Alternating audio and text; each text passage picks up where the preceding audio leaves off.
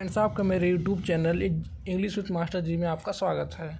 तो आज की वीडियो में जानने वाले जीपीसीआर क्या होता है, उसका डायग्राम, ठीक है, और उसका मैकेनिज्म, ठीक है। पहले जीपीसीआर जिसे कहते हैं, उसको फुल फॉर्म होता है जी प्रोटीन कपल्ड रिसेप्टर। इसे क्यों कहते हैं? क्योंकि जो जी प्रोटीन होता है वो रिसेप्टर से जुड़ा होता है, उसे कहते हैं, इसी कड़े से कहते हैं जी प्रोटीन कपल्ड रिसेप्टर। और इसे और नाम से भी जाना जाता है metabotropic receptor, 7 time pass receptor, 7 transmembrane receptor, ठीक है। इतने नामों से जाना जाता है, ठीक है। तो उसका डायग्राम देख लीजिए। ये जो आपका सेल मेम्ब्रेन है, और ये क्या है? हेलिकल 7 टाइम पास क्या है? यहाँ पे कोई ड्रग मॉलिक्यूल आएगा, यहाँ पे जुड़ेगा, यहाँ पे सिग्नल जनरेट होगा, या सिग्नल ऐसे ऐसे पास करते करते 7 हेलिकल से गुजरते यहाँ पे आएगा, ठीक है। और यहाँ पे जी प्रोटीन को क्या करेगा? एक्टिवेट कर देगा, इसमें एनर्जी क्या स्टोर कर देगा, ठीक है। इसका जूम फॉर्म, ठीक है, इसका डिटेल फॉर्म यहाँ बनाया है, जहाँ पे एक ड्रग मॉलिक्यूल बाइंड करता है रिसेप्टर से, सिग्नल जनरेट होता है, सिग्नल 7 हेलिकल से पास होते आपका जी प्रोटीन के पास जाता है। जी प्रोटीन को क्या एक्टिवेट कर देता है, एनर्जाइज्ड कर देता है, जिसके फलस्वरूप क्या होता है, ये आपका जी प्रोटीन टूट जाते हैं। जी प्रोटीन क्या होते हैं? जी प्रोटीन एक ट्राइमर होता है जिसमें अल्फा बीटा गामा प्रोटीन्स होते हैं, ठीक है।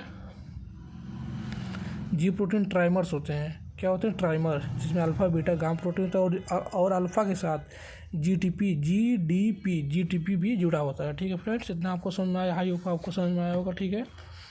और ये जो ड्रग मॉलिक्यूल, ऐसे लिगेंड क्या होता है? लिगेंड किसे कहते हैं? लिगेंड कोई भी ड्रग मॉलिक्यूल, कोई भी जैसे कोई भी हार्मोन हुआ, कोई भी ड्रग मॉलिक्यूल हुआ, कोई भी ट्रांसमीटर हुआ, ठीक है, कुछ भी हो, उसे क्या कहते हैं? लिगेंड कहते हैं, ठीक है। लिगेंड में ड्रग समझिए, ठीक है फ्रेंड्स। कोई इतना समझ आया फ्रेंड्स? और ये जो यहाँ पे सिग्नल जो बनेगा, वो यहाँ से पास होते जी प्रोटीन के पास आता है। ये आता है, और जी प्रोटीन को क्या करता है?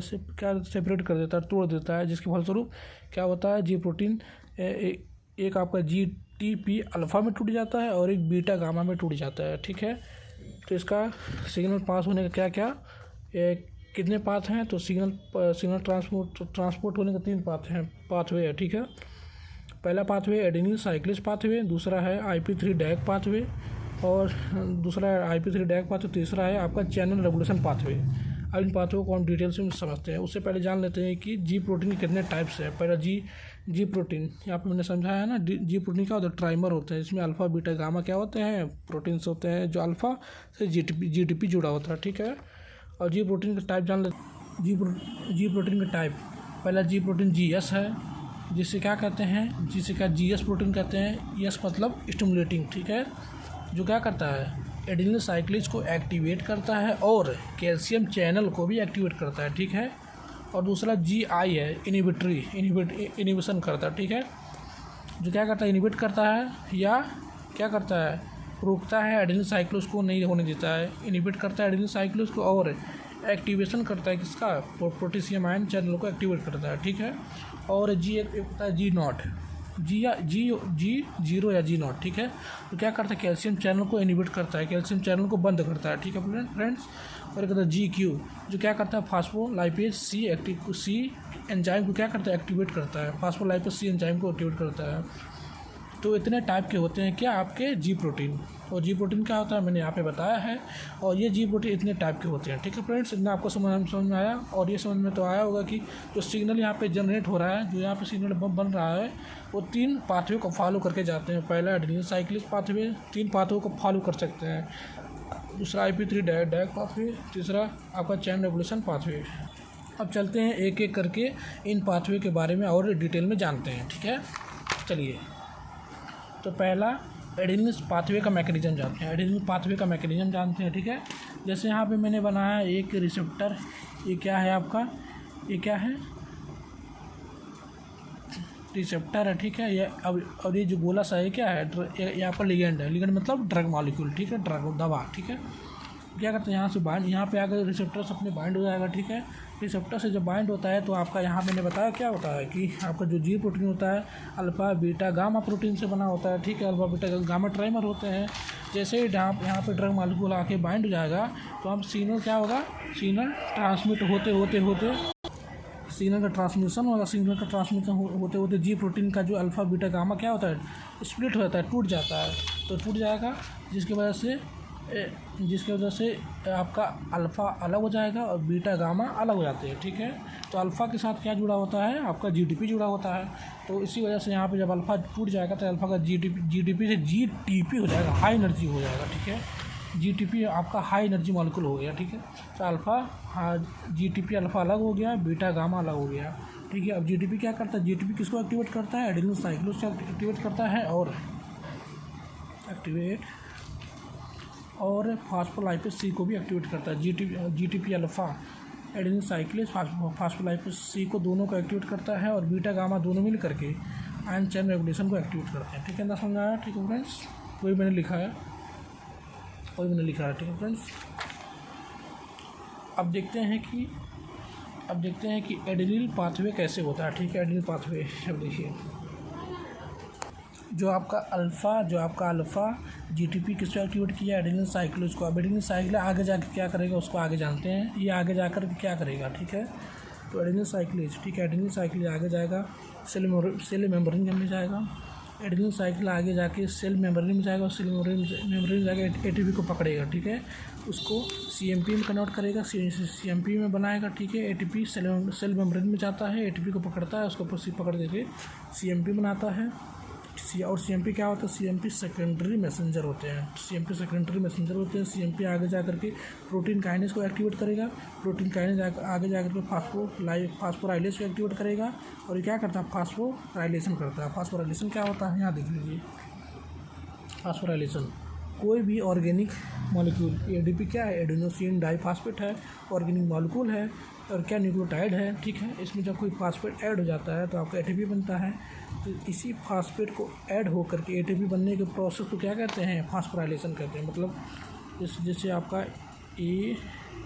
एडीपी प्लस कोई भी फास्फेट जुड़ जाएगा तब बनेगा एटीपी, इसी प्रोसेस को क्या कहते हैं, फास्फोराइलेशन, ठीक है फ्रेंड्स, समझ में आया, ठीक। चलिए, तो ये आपका एडेनिन साइक्लेज का पाथवे यही होता है कि पहले सेल मेम्ब्रेन में जाएगा, एटीपी को पकड़ेगा, सीएमपी में करने पड़ेगा, सीएमपी जाकर प्रोटीन जाने के बाद क्या होगा, फास्फोराइलेज एंजाइम आएगा और ये क्या करेगा, एटीपी को सिंथेसाइज करेगा, ठीक है।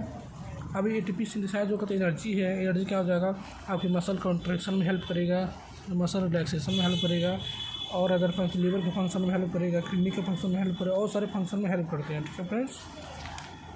आपका एडेनिन साइक्लेज पाथवे आपको समझ, ये आपका एडेनिन साइक्लेज पाथवे है, ठीक है फ्रेंड्स। अब चलते हैं दूसरा पाथवे क्या है आपका, दूसरा पाथवे आपका फास्फोलाइपेज सी पाथवे। अब इसे क्या कहते हैं, फास्फोलाइपेज सी को एक्टिवेट कौन करता है, activated by GTP alpha. GTP alpha क्या करता है, मैंने यहाँ पहले बताया था कि जीटीपी अल्फ़ा फास्फोलाइपेज सी को भी एक्टिवेट करता है। फास्फोलाइपेज सी क्या है, जीटीपी क्या फास्फोलाइपेज सी को क्या किया, एक्टिवेट किया, ठीक है। अब ये फास्फोलाइपेज सी जो एक्टिवेट होने के बाद PI2 के पास जाता है, PI2 को पकड़ता है और उससे जो होता है उसे एक्टिवेट कर देता है। जब जो PI2 को एक्टिवेट कर देगा, PI2 एक्टिवेट होने के बाद वो दो चीज़ों में स्प्लिट हो जाती है, टूट जाती है। पहला IP3, दूसरा डैग, ठीक है। अब IP3 और डैग PI2 का फुल फॉर्म क्या होता है, PI2 जिसका फुल फॉर्म होता है फास्फेटिडिल आई होता है, ये आपका आई है, ठीक है। फास्फेटिडिल आइनोसिटोल 4,5 बाईफास्फेट, ठीक है, बाईफास्फेट, ठीक है। और IP3 का फुल फॉर्म क्या होता है, आइनोसिटोल 1,4,5 ट्राईफास्फेट, ठीक है। और डैग का फुल फॉर्म क्या होता है, डाईएसिल ग्लिसरॉल, ठीक है फ्रेंड्स। आपको फुल फॉर्म पता चल गया इतना। अभी चलते अब आप जानते हैं कि इसका ये आगे जाकर क्या करता है। IP3 यहाँ से मैं बढ़ा रहा हूँ, IP3 जाएगा कैल्शियम चैनल को क्या करेगा, ओपन कर देगा, खोल देगा, जहाँ पर कैल्शियम का इन्फ्लक्स होना शुरू हो जाएगा, इन्फ्लक्स मतलब अंदर आना शुरू हो जाएगा, ठीक है फ्रेंड्स। और डैग क्या करेगा, डैग जाएगा प्रोटीन काइनेज को एक्टिवेट करेगा, प्रोटीन काइनेज आगे जाकर फास्फोराइलेज को एक्टिवेट करेगा, फास्फोराइलेज क्या करेगा, फास्फोराइलेशन करेगा, क्या करेगा, जो मैंने पहले बताया कि एटीपी बनाएगा, ये फास्फोराइलेशन है। तो फ्रेंड्स ये को फास्फोराइलेशन करेगा और यहाँ पे एनर्जी बनेगी, हाई अमाउंट ऑफ एनर्जी होती है। क्या एटीपी क्या होती है, एनर्जी का एक क्या होती है, सोर्स होती है। तो क्या करें, मसल कॉन्ट्रैक्शन, रिलैक्सेशन आदि प्रोसेस में हेल्प करेंगे, ठीक है फ्रेंड्स। और तीसरा पाथवे आयन चैन रेगुलेशन पाथवे, ठीक है। इसमें क्या होता है, इसमें कोई भी कोई भी मतलब ये सिंपल होता है। इसमें क्या होता है कि बीटा और गामा, ये होता है बीटा गामा क्या करते हैं, इसे एक्टिवेट करते हैं। आयन चैनल रेगुलेशन कौन एक्टिवेट करता है, मैंने बताया है यहाँ पे। बीटा गामा मिल करके किसको, आयन चैनल को रेगुलेशन को क्या करते हैं, एक्टिवेट करते हैं, मतलब खोलते हैं, ठीक है। तो बीटा गामा आयन चैनल को रेगुलेशन को क्या एक्टिवेट करके खोल देंगे, जिसके फलस्वरूप क्या होगा, कैल्शियम का अंदर आना शुरू हो जाएगा, इन्फ्लक्स होना शुरू हो जाएगा, पोटेशियम का इन्फ्लक्स होना शुरू हो जाएगा, सोडियम का इन्फ्लक्स होना शुरू हो जाएगा। और जो अपना इनका जो रिस्पांस होता है, एक्शन होता है, अपना एक्शन रिस्पांस शो करेंगे, जिसकी वजह से क्या कॉन्ट्रैक्शन हो सकती है, रिलैक्सेशन हो सकती है, और अदर फंक्शन और ऑस्मोरेगुलेशन हो सकती है, अदर फंक्शन होना स्टार्ट हो जाएंगे। ओके फ्रेंड्स, समझ में आया होगा आपको। और मैं एक शॉर्ट में पूरा डिटेल में कर देता हूँ, ठीक है, जैसे आप सीख लीजिए, ठीक है। शॉर्ट में बता रहा हूँ तो कि आपको मान लीजिए आपको ये रिसेप्टर है, ठीक है, रिसेप्टर है। यहाँ से आगे लूप चलेगा, ठीक है, आगे लूप चलेगा, जो मैंने आप लोग बताया, मैंने शॉर्ट में बनाया, ठीक है। कोई भी ड्रग मालिक्यूल आके बाइंड करेगा, ठीक है। यहाँ पे क्या होते हैं, अल्फ़ा बीटा गामा प्रोटीन्स होते हैं, मतलब क्या होते हैं, जी प्रोटीन होते हैं। जैसे ड्रग मालिक्यूल आगे बाइंड करेगा तो आगे चलकर क्या हो जाएगा, अल्फ़ा यहाँ पे GDP होता है, ठीक है, अल्फ़ा GDP में टूट जाएगा और बीटा गामा टूट जाएगा। अल्फ़ा GDP किसको एक्टिवेट करेगा एडिनाइलिल साइक्लोज को करेगा, प्लस फास्फोलाइपेज C को एक्टिवेट करेगा, और क्या करेगा, आयन चैनल को क्या करेगा, एक्टिवेट करेगा, आयन चैनल रेगुलेशन को एक्टिवेट करेगा, ठीक है फ्रेंड। और ये एडिन साइक्लिक क्या करेगा, इसका पाथवे मैंने बताया है, देख लीजिएगा पीछे। और फास्फोलाइपेज का पाथवे मैंने बताया, देख लीजिएगा पीछे। और आयन चैनल का पाथवे मैंने बताया, देख लीजिए। आयन चैनल कोई पाथवे नहीं है, ये सिंपली होता है कि क्या होता है, इसमें आयन का स्टार्ट हो जाता है मूवमेंट, ठीक है। और अपना जो एक्शन दिखाना, जो कोई भी एक्शन हो वो अपना दिखाना शुरू करते हैं, ठीक है फ्रेंड। यही आपका शॉर्ट में है, ठीक है। ड्रग मालिक्यूल आगे बाइंड करेगा, सिग्नल क्या हो जाएगा, सिग्नल का ट्रांसडक्शन हो जाएगा, यहाँ पर सिग्नल जाने लगेगा, ठीक है। यहाँ पे आएगा और जिस यहाँ पे क्या है, जी प्रोटीन कहते हैं इसे। यहाँ पे जब एनर्जी आएगा तो इसको हाई एनर्जाइज्ड कर देगा, मतलब इसको क्या करेगा, एनर्जी दे देगा, जिसकी वजह से क्या हो जाएगा, टूट जाएंगे। तो आपका GDP अल्फा में टूट जाता है। और बीटा का काम क्या होता है, आयन चैनल रेगुलेशन को एक्टिवेट करना। और GDP अल्फा का काम होता है एडिनल साइक्लेज को और फास्फोलाइपेज C क्या करता है, एक्टिवेट करना काम होता है, ठीक है। ये एक्टिवेट करता है। इसका जो साइकिल है, पाथवे है, मैंने आगे बताया है, देख लीजिए। यही शॉर्ट में है, ये आपका शॉर्ट में है समझने के लिए, ठीक है। आई होप आपको वीडियो अच्छा लगा। Thank you for watching my video friends.